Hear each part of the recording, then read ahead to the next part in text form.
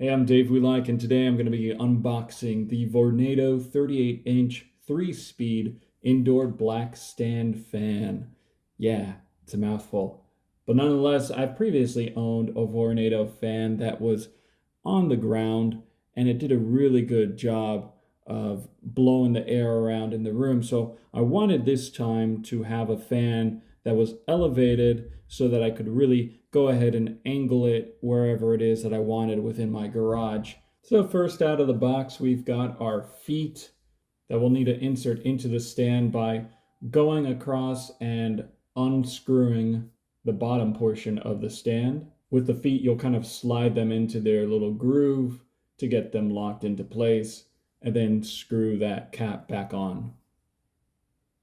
The height of this fan isn't that tall at all. You can go ahead and loosen up this little part, and that'll allow it to go up and down. Next, we're going to take the power cord that's attached to the fan, slide it through the stand hole, and it'll be popping out of the bottom of the stand. So just grab that and we're good to go. You'll see on the back of the fan, there's a little clip that we should lock into place with the stand. So that was it to set this on up. Again, there are 3 levels to adjust the speed of the fan. I'll just be quiet so you can hear the different levels.